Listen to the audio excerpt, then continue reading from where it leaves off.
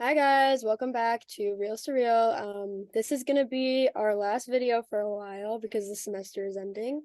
But today we're analyzing One Shot of the Dead and we're comparing it to The Night of the Living Dead and talking about postmodernism and modernism, and how it relates to the film.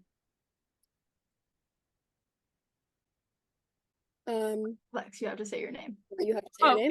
Sorry. Oh my god. I'm sorry. Okay. Leave it. Leave it. Okay. It's Real Surreals with L.A.M.E. and You're this just is sitting there like, am I supposed to say something else? I don't know. No, Okay. you were right. You were Okay, right. maybe just Lex is cut not there. cut that out where I was like, No, we're keeping that in. No, we're keeping this in. This is Go on, tell everyone your name and your pronouns. This is L.A.M.E., by the way, and this is how we behave when we edit things out. Yeah. Hi, I'm Lex. I use any pronouns. I'm Ava. I also use any pronouns. I'm Michaela. I use she, her pronouns.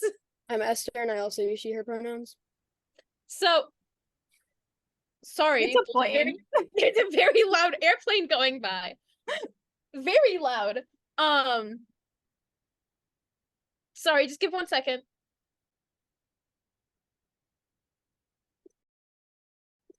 I hear it too. I hope we all hear it. We all Yeah. live in the It might be area. wind, actually. Okay, anyways. It's the wind. Okay. So we're gonna be starting our video off differently today, even though it's already started off quite different. We are going to actually have a mini TED Talk by Ava. Yay! So, thank you, Michaela. So in this video, we're discussing terms and ideas that are modern and postmodern, modern falling in the category of Night of the Living Dead and postmodern falling in the category, or Night of the Living Dead falling into the category of modernism and One Cut of the Dead falling into the category of postmodernism. And I just want to make sure everyone understands what postmodernism and modernism is, because I know the professor watches this video and other mystery viewers are watching these videos. So I just want to make sure we're all on the same page. I will be using architecture as my example of modernism and postmodernism. This is from The Amazing Architect. I did not make this, but it was a very helpful resource. Modernism is, as a trend, was between the 1930 and around 1950 or 60. It consists of very straight, clean lines. It looks nice. It's very simple.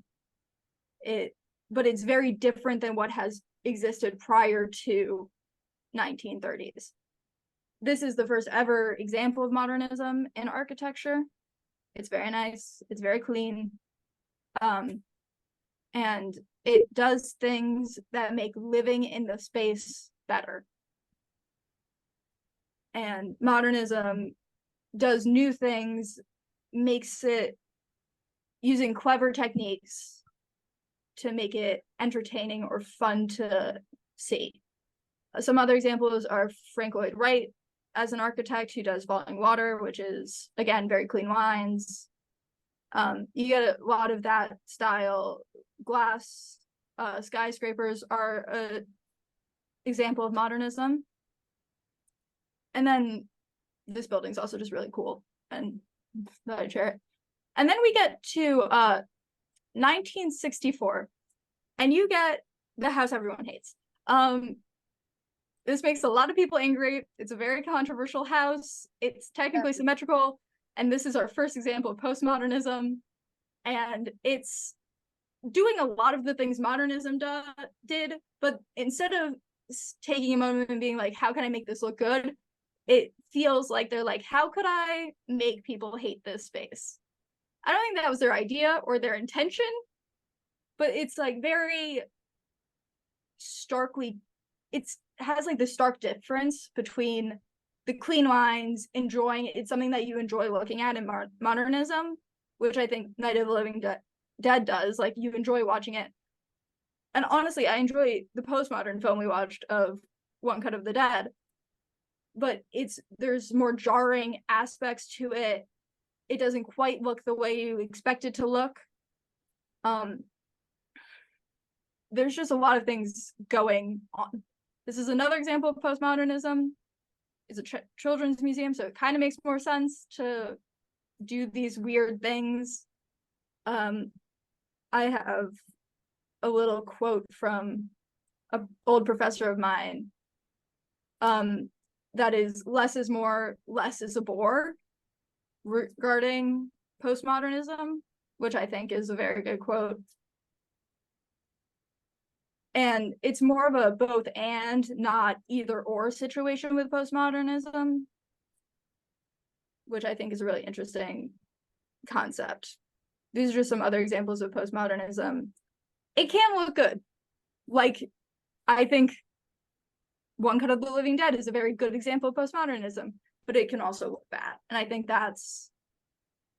it's also, postmodernism tends to be self-reflective in a way that modernism isn't always as self-reflective in, which I think is part of the appeal of postmodernism or modernism, depending on who you are. I also, just for the people in the group who also hate that house that I showed, I want you guys to guess how much that house just sold for. Well, not just, recently sold for.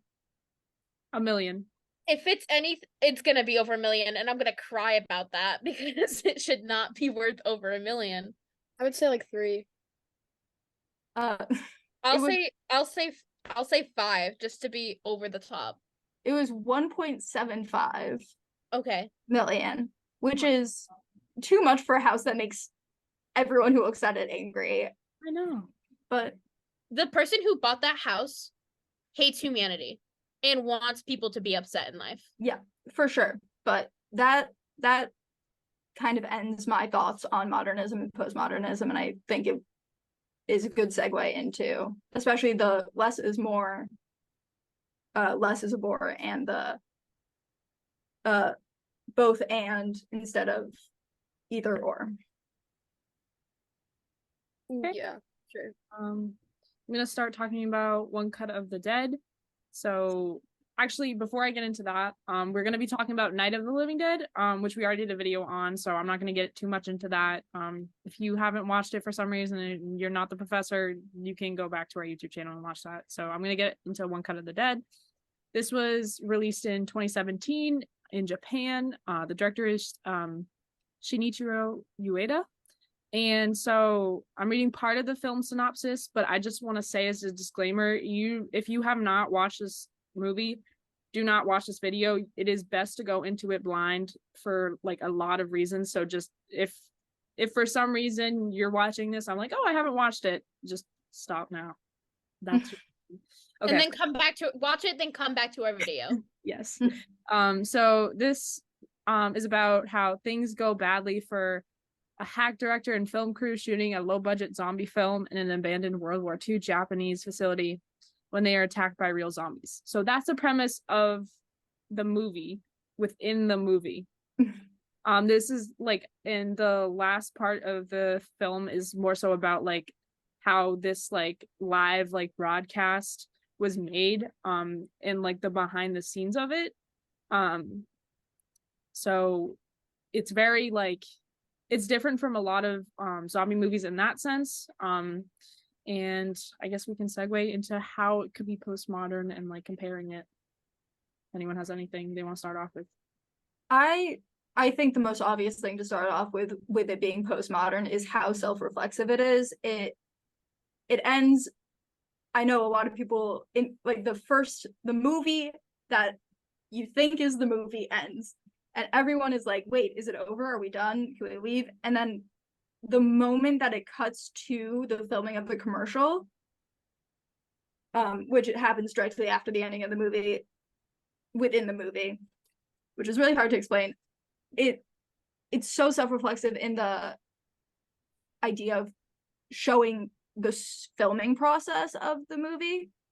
Also, I think something so postmodern that is very postmodern about it is the idea that there are these awkward pauses when you first watch the beginning of this movie and you're like, what is going on? Why?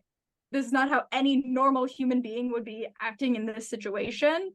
And then you realize the things that are going wrong behind the scenes are what is causing things to go wrong. in my notes, I also was very confused at the beginning of the movie. I was like, wait, who's filming right now? I'm confused. Are we watching the movie, or are we watching the movie of the movie? Which, it was a very confusing moment, but then you find out what is going on and it works. I just want to mention, just as some examples of like moments where it felt awkward and didn't understand, and when we were all just like, what's going on? Is when there was that really long pause, and then he was like, what are your hobbies? Yeah, And that then is all of a sudden, she's just talking about self-defense, and the palm thing happens. Just like, you're just sitting there in your seat, and you're like, what the heck does this have to do with anything? yeah. And I just kind of accepted it and was like, okay, they're just awkward and don't know what to talk about right now. That's definitely what's happening. Or just like when I forget his name, but the guy with the bandage around his head or whatever, he just runs out of the runs out to where the zombies are for no reason, and you're just sitting there like, why did he just run out to where a bunch of zombies are who are gonna kill him? And we later on find out it's because he has explosive diarrhea. Yeah. I also think like I saw that dialogue was like a huge aspect of like what was happening with both like modernism and postmodernism. Like I wrote down this quote specifically just of the director of the movie within the movie saying, "Come on, monster, get that bitch." And it's that is so ridiculous. Like that is like insane to say, but it's just like so funny and like it makes sense in the context of it. And like you're kind of just like in the middle of this fight scene in the car where you're like, I have no idea what's going on right now.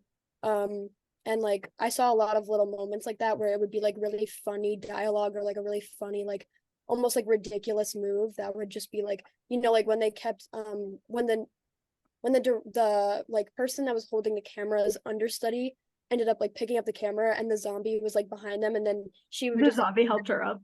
exactly, and like she would just turn back and he would be like like really slowly though, and it felt like you should be caught by now type of thing. Like, all of those little like aspects of it made it so like creatively ridiculous that it was just like, what is happening right now? I had a note about that specific moment where there's these moments where the camera operator, I'm like, I mean, this guy is really committing to the bit. Like, at least they gave him zombie repellent because clearly none of them are attacking him. Yeah, even though they're like this close to getting to him. Yeah, and they're so close.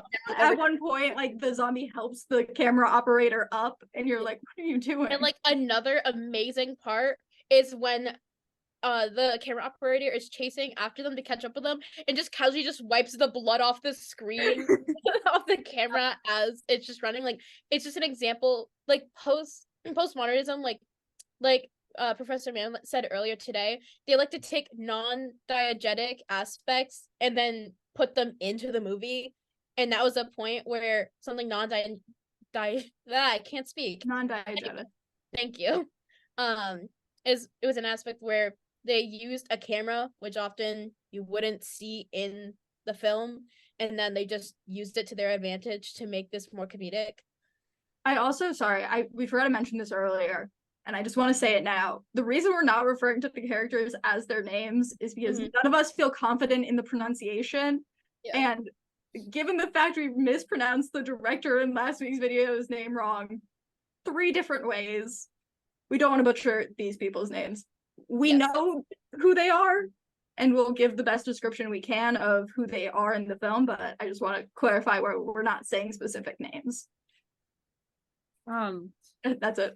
I just, oh my, there was this scene that was ridiculous, like when Now was killed and then she got up and was like, what's that? Like, and it turned out to be the pyramid of people trying to do the shot.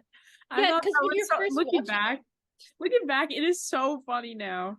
And it's just like in the context of like the movie within the movie, like it's like, why did she just get up? Like it was ridiculous, but it was like with the context of what was happening like behind the scenes, it just makes it like even more like. And she just starts screaming, like she just starts like she gets up and she's like, like what this. I think something that stood out to me is like the wife of the director who plays the makeup artist in the film, within the film. There's an element of like postmodernism within her as a character when her daughter, who's with the producers, is like, no, she stopped acting because she got too into the parts, and then it cuts to her being way too into the part and actually attacking people. She's off. And you're like, oh no, she is way too into this part. She is ready to mess people up. There was a lot of like postmodernism within the postmodernism of the Yeah. film. It's really mind-boggling because like the film they were creating was already postmodernism, and then this film itself in general is postmodernism as well. Because like the film originally, like how movies like Night of the Living Dead, it's modernism. It's supposed to be scary. It's supposed to be serious. The movie's very serious. Like they're not giggling and laughing about these zombies trying to kill them. They're freaking out. But then here, like it's just everything is hilarious. Like there wasn't a moment when I wasn't laughing and wasn't like, what is going on in the funny way. And like that's a huge part of postmodernism. It's just like it is not supposed to be serious whatsoever, and that film does this really well. Mm-hmm. I also think one thing I wanted to point out that I read, that I saw during the film was just like when I thought like the layers of the, I don't know what else to say, but like basically just like the drunk actor that they had. He like his character was super, like I thought that it was like very like interesting to watch like him like kind of like behind the scenes, but also like within the film, because you just assume that he became like a zombie, whatever, but like behind the scenes, like he's a struggling alcoholic who's like too drunk to like be able to play his role, even though he's like this famous actor. And also like they kind of like turn that into a comedic thing and like a ridiculous thing by like showing how when he becomes a monster, he's like almost like dancing and he's like rah, like whatever, and he's doing like all these ridiculous poses, like, and you're like, this is so fake, like what is happening? But like I think that it's interesting that it has like a deeper meaning behind it, and that like they are able to like use comedy to kind of like show the postmodern like thought process behind that. Also, I think something that I noticed in comparison to Night of the Living Dead is how similar the quality of acting is. Listen, hear me out. The acting quality of the characters within the movie is the same quality as the actors within The Living Dead. Which makes sense because Night of the Living Dead was a low budget. They weren't actors. They weren't actors. Yeah. But I think it's funny to think about like actors who are good actors playing bad actors. Yeah. I think going off of what you just said, like I'm forgetting the name from the Night of the Living Dead, like the main woman who is with her brother at the since we watched it so long ago, I'm Barbara. Barbara. I knew it started with a B. Thank you. Good job. I remembered. I almost said Bonnie. Yeah, no. Barbara, like I remember seeing her acting and just being like, this is so like this is not bad at all. It's so bad. But I think that like compared to like the really bad acting in like this, like but like intentionally, like you just said, Ava, like there are a lot of similarities between like the postmodernism and the modernism. And I also think like other elements as well, at least within the Night of the Living Dead, that I noticed that show a lot of modernism are like the like like the camera usage, or like especially in like One Cut of the Dead, how they switch between like the TV kind of like old quality like at the end of the at the end of the film, within the film that they're showing, and like with the credits and stuff like that, like they switch between the like more old style like handheld whatever to like the fake crane shot and stuff like that. And they did that as well in like Night of the Living Dead. Like some of them were handheld camera shots, but like other ones were like more like on a crane, or like were more like stable. So I think like those have similarities as well.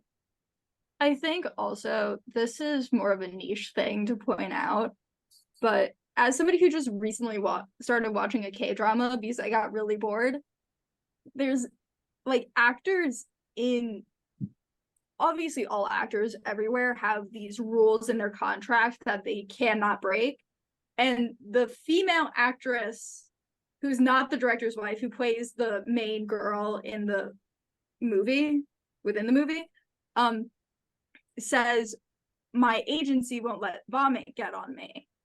And then the very drunk actor actually vomits on her. Even though her... I just thought that was funny because actors do have these things in their contract. And if they were broken, they would probably get in trouble. Or the director would get in trouble, or whoever allowed it to happen would get in trouble. But who would be blamed in that situation? Yeah. Which I think is an interesting to get, especially in a postmodern lens. It takes a lot of serious situations and then makes light of it. Like the whole, like, the guy who is trying not to be drunk so he could see his daughter again and be better for his daughter. And then he just ends up getting really, really drunk. And then we just find that absolutely hilarious, even though it's really sad because, you know, he's a struggling alcoholic. Yeah, that's what I was They take... Sorry, you can go. No, you're totally fine. Yeah, I was just like mentioning that before because I think like part of it is like obviousness as like a trait of postmodernism. And so I think like that kind of goes with it too, because it's almost like foreshadowing what's gonna happen throughout. And like also what Ava was saying, or I don't know if it was Ava or Lex, but who was saying like, oh, like I'm not allowed to be thrown up on, and then like, you know, like it's very obvious that she's going to be thrown up on because she's saying that she can't be. So like Yeah. it's all of these And other... also, you just saw her get thrown up on. So Exactly. like, you know what happens, but then Yeah. you're like, okay, but it's fake vomit. Obviously, it's fake vomit. And then it's revealed that it isn't fake vomit, which is also the way that you don't see the director when he's manhandling the drunk actor. Yeah. But the drunk actor is like too drunk to act, obviously. Lex, do you have any connection between modernism and postmodernism with the two movies? Because well, I just had like a general like differentiation between the two movies. Like I feel like Night of the Living Dead, like there's like more scientific basis in like how the zombies came to be. But in One Cut of the Dead, like it's like, oh, it's like a blood spell magic. And it's like that's not usually how I feel like zombie stuff works. Like they usually try to ground it in some sort of like fake science. But well, you just did something different with it, I they guess. kind of did, because they mentioned that it's an old World War II plant, and that they were doing experiments, which, like, honestly, I believe that more than an asteroid. Nuclear. Than the nuclear asteroid. If we are talking about a scientific basis, I'm agreeing with One Cut of the Dead more than I'm agreeing with Night of the Living Dead, because that is still the stupidest thing I've ever heard. Yeah. Anyone also notice that in the Night of the Living Dead, everyone dies, obviously. Yeah. And basically, I would basically say that in One Cut of the Dead, basically everyone dies. I know that technically Shin'ichirô, the main girl, at the end, she doesn't die, like, in the film, but she's lost herself. Like, she's not herself anymore. She's, like, I don't know, possessed or something? I don't know. She's crazy. And she's kind of lost herself. I just thought that was a good similarity between them. I think also, just something I noticed and I laughed at, obviously this movie was funny, but very few moments like made me laugh out loud, and one of them was when they're like, where's the fake director and fake makeup artist? And then they're like, oh no, they were in a car crash. And then somebody's like, were they having an affair? And then the director like waves them off and is like, yeah, obviously, not important right now. Which I just thought was a funny moment. I also think another time when they're brushing off the serious situation as being comedy. I also think the most obvious difference is the idea of Night of the Living Dead follows structure. It has, like the architecture I showed, it has like rules and it follows them. They have the like clean lines. Everything has its place. Although I would disagree with Night of the Living Dead being a modernist film in a lot of ways, because it is a independent film. So while it follows the rules, it's not following all of them. Especially because of the ending. I think the ending is especially radical. The ending is very Modernism. Because usually the main character would not die. Yeah. And I think, yes, it is in comparison to One Cut of the Living Dead, or of One Cut of the Dead. Confusing the titles. It's okay. In comparison to it, it is a more modernistic movie. But I wouldn't hard and fast call it a modernist movie or a movie that follows modernism. I just Huh. wanted to say that, but I feel like that Night of the Living Dead is also a lot more like political in its messaging, especially with the ending. And I feel like One Cut of the Dead, like I think it's more so just for like comedic purposes, and like while it might be taking from like older zombie movies like Night of the Living Dead with more political messaging, I don't think it's meant to be taken as seriously. I think Yeah. it's just like a fun watch. Like if I had to watch a zombie movie during Halloween, I would watch One Cut of the Dead over pretty much any other zombie movie at this point, if I'm being I honest. agree. I just really enjoyed the film. I Definitely. found it fun. Yeah, I agree with what Lex was saying before, but I also think that like how we were talking about class, about how like both of them, like both postmodernism and modernism, like very much seek to be like intellectually challenging, and like they try and like do something new, and it's just like the method that they use to get us there is just different with both of them. I think like even though Night of the Living Dead is much more political and it has a lot of backgrounds of like racism and like actual like very much like issues that were happening during that time when it was made, I also think that there are underlying issues within One Cut of the Dead. And like I think that, going back to the alcoholic character, going back to the family issues that the director is having with his daughter, and how she kind of like steps up, like her, trying to find her career and like not being validated enough within like her directing style, and like them working together at the end, and like her showing him the picture of them like on top of each other. Like there are like some family messaging, like wholesome, like deeper stuff there, even if it's not as political. And so I think like even though they are both so completely different from each other, I think like they both definitely have elements that like do try and get them to at least a similar, like there's underlying things in both of them. Yeah. Um, I agree. I definitely did not go into One Cut of the Dead though thinking that there was gonna be messaging about family. it's so overly Oh, yeah. ridiculous that you don't even think like, oh my god, this could be like something deeper than that. But yeah. Also, this is more of like just as somebody who understands the industry, I think she would be a better assistant director than a director because she's a psychopath. That woman, the daughter, when she's like, no, like to the child, when she's like, the child asked for the tears, and she's like, no, this is a battlefield. We will cry. Get And then it. she tells the mother to back off. Yeah. And also that being reflected in the main actress saying, oh, for the first time I cry, can I get the eye drops?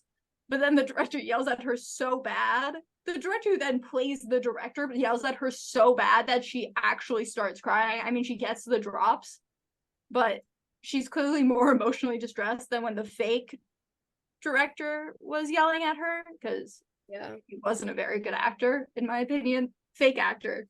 I'm Also, sure the actor is a very good actor. the director playing the director of the film playing the director of the film within the film. Yes. Wait. Wait, the director? No. The director of the fake film playing the director in the fake film. Because I don't think it's the actual director of the movie. No. What I'm saying is, Yeah, no, I understand. The director of that film is playing the director of the film. Oh my god, yeah, you're right. There's so many fake films in this movie. This is so confusing. No, the main director would be the director of the film playing the director of the film playing the director of the film. Yes. But it's the director of the film playing the director of the film. Yeah, whatever. Anyways, I understand. I hope you understand humanity. It's just another aspect of postmodernism, because it's so funny that the original director, the fake one, ends up not being available, so the director plays the director in its own film. It's just like another postmodern effect. There's just so much postmodernism in this film. There's so much. I think also something like that I noticed at least was like a lot of like the different like props and stuff like that really made a difference to like show elements of those. And like I remember like when we were talking about how like in the Night of the Living Dead, like the actual like them eating like actual, what were they, like organs? Liver. Like liver, yeah, from animals, like that I think could be considered modernism, because like that is pretty clever to make it's so smart to make it seem so real.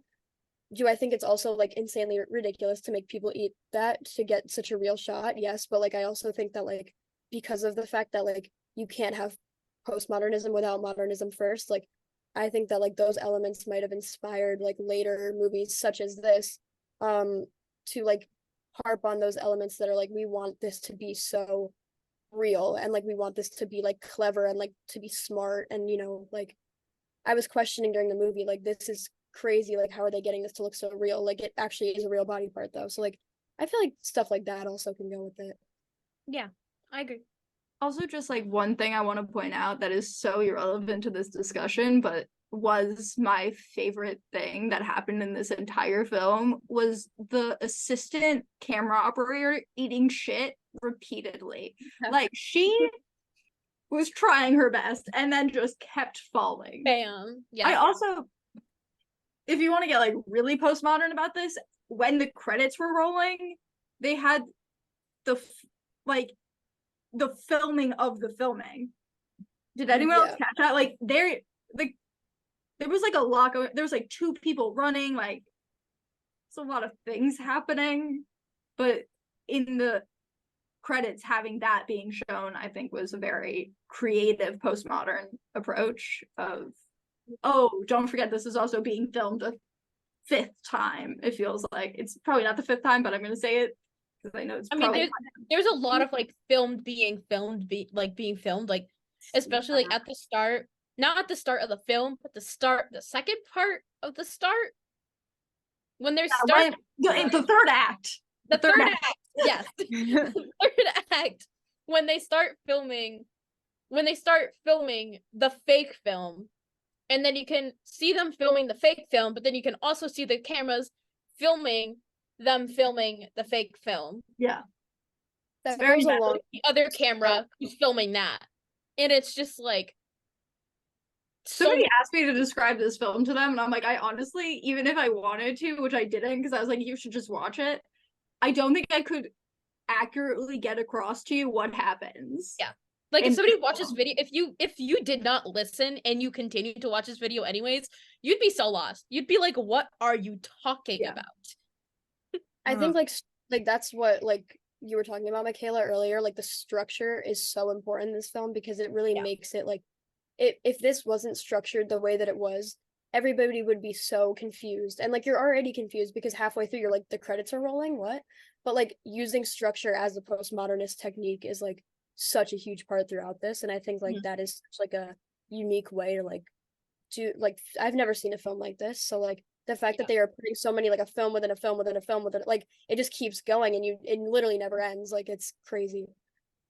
I think it's also just something to look at within the film and filmmaking process of both of the films, is that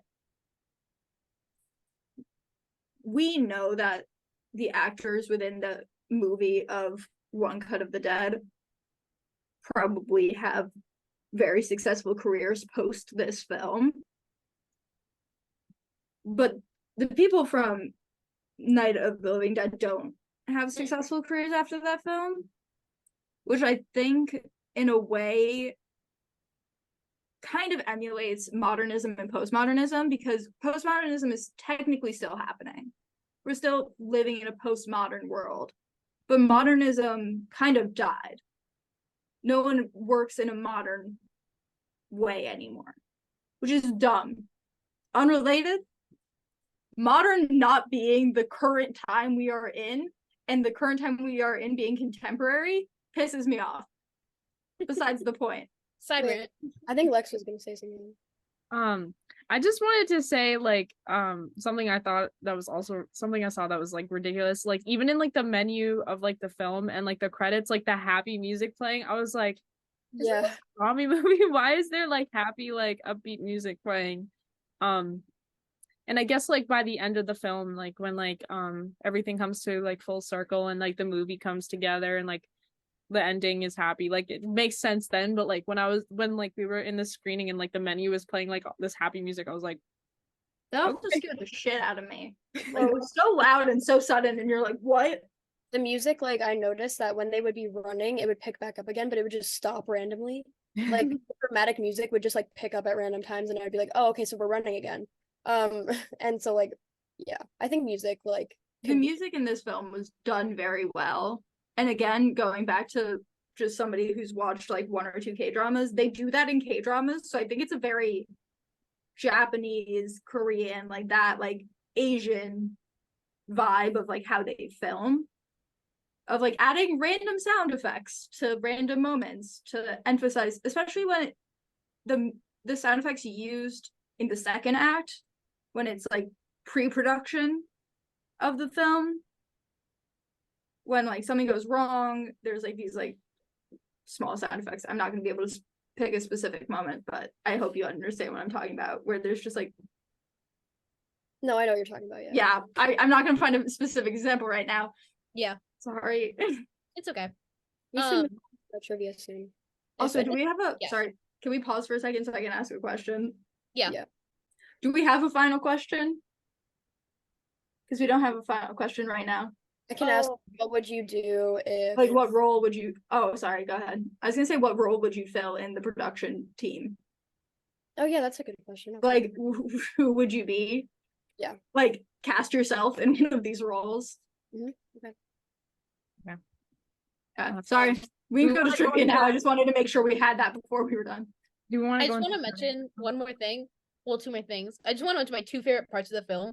Mhm. One of my favorite parts was just her saying "palm," and just anytime they tried to like get her to calm down, she just go "palm" and just absolutely knock them off her. And like you just were like, what is going on when she was going through her manic episode, and then you find out later, like, oh, that's why she suddenly turned and why she's trying to kill people. Because it was kind of out of nowhere where she just suddenly was like, I'm gonna start killing you guys now instead of the zombies. And then the other thing I just want to mention is just like back to when Ava was talking about like or somebody was talking about music and stuff like that. And just like pauses. It reminded me of when the main girl kept telling the main guy when he turned into a zombie, how like to not kill her. And she was like, stop, and then he stopped. And then she'd reach for him, and then he'd come back, and then she'd say stop again. Like it kept going and going. Yeah. And then all of a sudden, she like when he starts again, she's just like, I love you, and then kills him. Yeah. It's just like you're just sitting there like, what the heck? And then you find out that it's because the pyramid was failing repeatedly. Yep. But that was just another point that I really liked, and another point of like postmodernism where it was like when they say stop, you don't expect the zombie to stop. Yeah. But it did. Again and again and again. And then you don't expect her to say, I love you, and then just kill it. Because once you say you love someone, you usually don't kill it. Yeah. And also there's another moment of postmodernism when everyone thinks she got bit. Mm-hmm. And then she goes into the shed and peels off the bite mark. And she's like, oh shit, it's makeup. Fun fact, that was actually one of the pieces that they had to refilm because originally she wasn't able to get the sticker off when she tried the first time. Wow.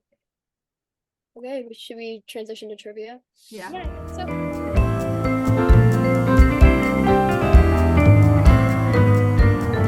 right. Trivia, our last trivia. Are you guys ready? Yeah. I think I got some good ones. All right. So the first question that I have for you guys today is how much did it cost to make the film? Your options are 20,000, 25,000, 30,000, or 40,000.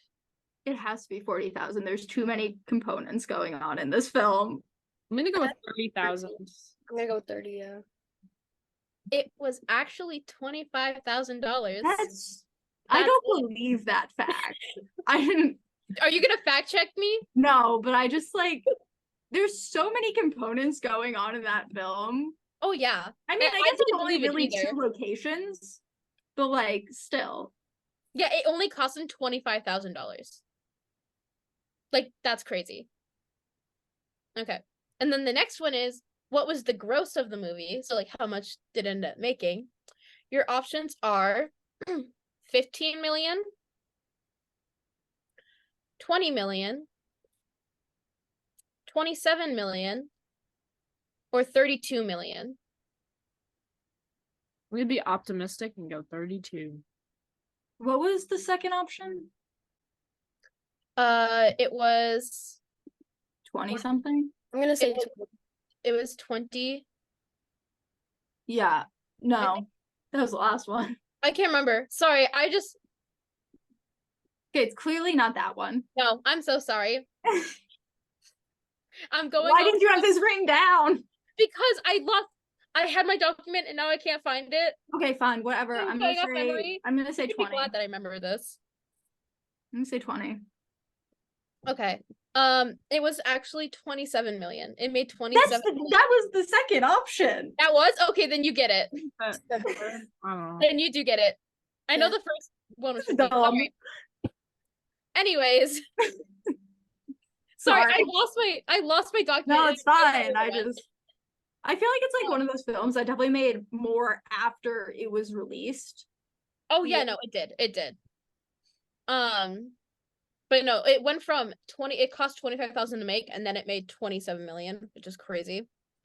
And then my next question is how long did the first take of the film take? And your options are 30 minutes, 37 minutes, 40 minutes, or 48 minutes. I think 40. I feel like it was around like 40 to 30. I'm gonna go with 37. I'm gonna go with 37. It was 37 minutes. The first take was 37 minutes long.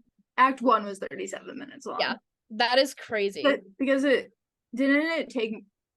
Sorry, I knew the answer to this one. It also Yeah. took six takes to get it right, so it was like Yes, it did. 37 minutes. And the entire thing, like the entire part, the entire thing was filmed 2 days. Oh, That's okay. impressive. That's crazy. That's Yeah. impressive, yeah. You And wanna- then I have one more. one more. Okay. Yes, don't cut me off, Lex. How dare you? I thought you liked trivia.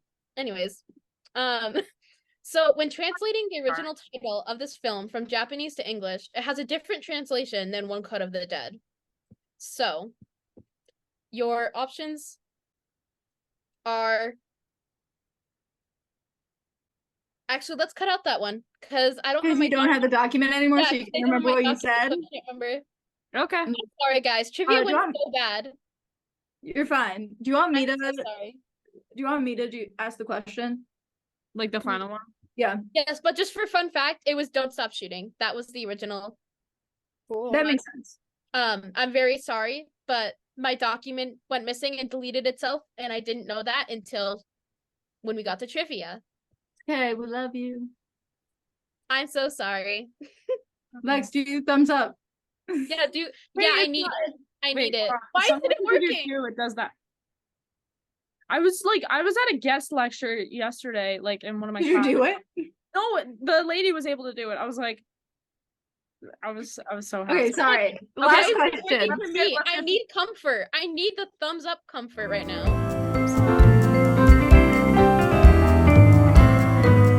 Last question. No. It's kind of like cast yourself in the film, like which character. Okay. Anyways, the question is obviously, if you were in the film, what character would you be? And sure, why not just add why? Why would you be that character? Go for it. I think now would be really funny. But she like also went around like attacking people. I just thought she was one of my favorite characters, so I guess I would be her and start going crazy. So you would just start like attacking people and going pow. Yes, Yes. exactly. I think I would do. I really liked the director's daughter. I think that she was really cool, and I liked her like saving the day in the end and like finding a solution for everything. So I feel like I would want to do that. I was gonna, I don't know. Maybe the director. I don't think it would be him, but I would just want to be him because it's really funny how he just like pops up out of nowhere. It's like action, and it's just like harassing these poor people.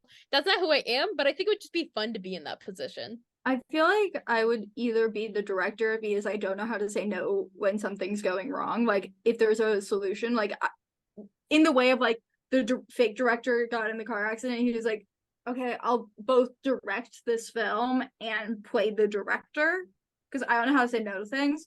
Or the assistant camera operator who kept eating shit, because that is 100% something I would do if I was trying to run in like tall grass. I'd be like, I wouldn't get up either. I would fully just be down for the count. So I don't know.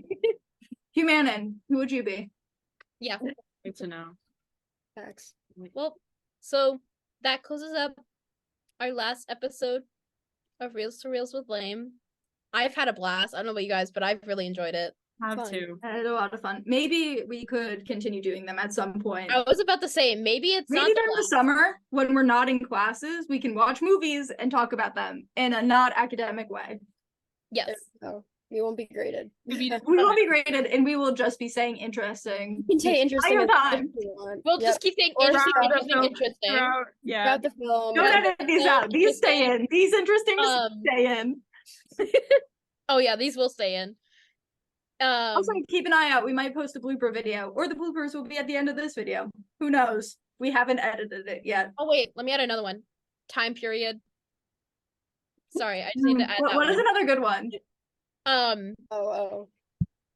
I just caught on to what was happening. I just thought that you were like saying random words. No, we're trying to. No, there was other ones that he hates. There was it starts with it's another one that starts with an I. Impactful. Oh, Impactful. Impactful. But there was also one that started with M. Wasn't there? I don't know. I just remember interesting and throughout the film because those are the two that he yells at people the most for. So I'm not saying you yell at people. That's not what I'm saying. I'm just saying. He just Didn't mean it like that. comments but doesn't say anything. I think you're very nice. I Just just highlights it. I'm still not over it. Sister's saving them herself right No, now. I'm coming I at didn't him. see that. Professor was not Mannon, what I you meant. just left a comment and didn't say anything, and that really hurt my feelings. Just highlighted it in a bunch of comment. No comment was left though. It was just look what you did, and that really hurt my feelings. Is that just our ending of the video? Just us being straight up? You hurt my feelings. I will forever remember the ugh on the Jaws paper. Draw your least favorite comments that Humanon has ever given No, you. that's my favorite comment. That's my favorite comment I've ever gotten from any teacher. Ugh. Just Do you have any good comments, Lex or Esther? I that you- can't remember any. I don't know. I think it was just something about my grammar, and he was like, "Is this like we both know that this isn't correct or something like that?" Like I don't. Just like yeah, that's fair. That's fair. that Yeah. is valid. He was like, "What do They're you?" all valid comments, if I'm being honest. I'm just still bitter. So I'm bitter. not. I appreciate all of his. No, feedback. I love this I've one, and learned a I lot in just this love that class, and I genuinely have enjoyed Me too, most me of too. the films we've watched. It's been fun. I've Listen, enjoyed all of the movies we have watched, except for Take Shelter. Except for Take Shelter and Picnic at the whatever. Picnic at Hanging Rock. Rap is Yeah. rough. No, Yeah. Okay. but Yeah. Merry Christmas also. Merry Christmas, Happy everybody. holidays. Celebrate. Happy holidays. Merry Christmas. Happy just time if you don't celebrate any of that. And we'll see you all again. Hopefully, Being at some so point. We hard. want to do it. Come Come on. on. Make it Hard. work. Right. Bye. Bye, guys. Bye.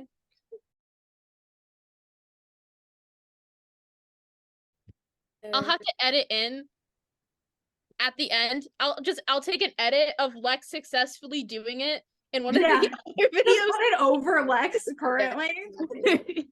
Just like Yeah. copy and paste it over. I am so